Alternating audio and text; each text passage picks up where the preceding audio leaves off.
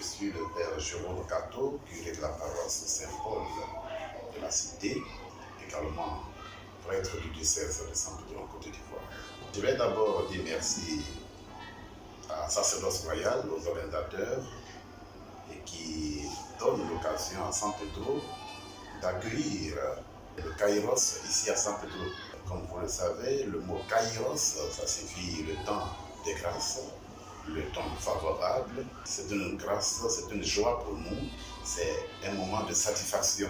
Et c'est pour ça que tout à l'heure, j'ai pris le temps de remercier tous les organisateurs, de bénéficier ainsi Saint-Pédro de ce moment de grâce. Guérir et restaurer, c'est un thème qui relève vraiment de la littérature biblique, et c'est l'occasion aussi pour Saint-Pédro de comprendre que quand Dieu prend possession de l'homme, quand Dieu rencontre l'homme, il le rencontre et le guérit et le soigne entièrement.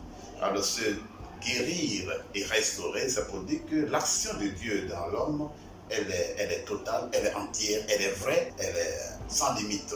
Alors ce thème-là, je crois que pour nous, Saint-Pédro, on doit déjà comprendre que c'est un moment à la fois de grâce, d'un temps favorable, où chacun véritablement doit faire une rencontre avec le Seigneur, où le Seigneur va véritablement faire quelque chose de précis, de grâce, de grand également pour la personne.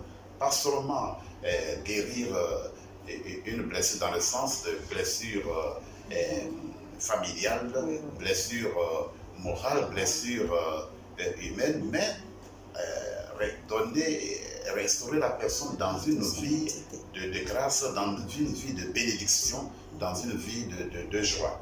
Alors je lance cet appel à Saint-Pédro. Quand je dis Saint-Pédro, j'entends toutes les paroisses, mais aussi les non-chrétiens. J'invite donc tout le monde à faire l'effort d'arriver et d'être là, parce que nous avons tous besoin d'un temps de grâce. Et je crois que chacun doit pouvoir venir et profiter de ce moment de joie, de ce moment de grâce. Mais ça veut dire aussi qu'en venant, il faut se préparer. Avant même la date, il faut avoir une petite préparation.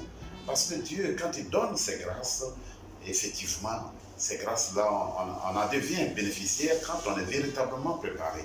Ça veut dire que celui qui, avant la date, peut se confesser pour les chrétiens, catholiques surtout.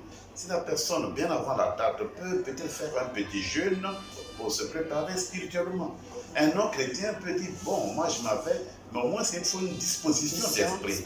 Voilà, donc c'est un peu tout cela que j'attends, une préparation préalable pour mieux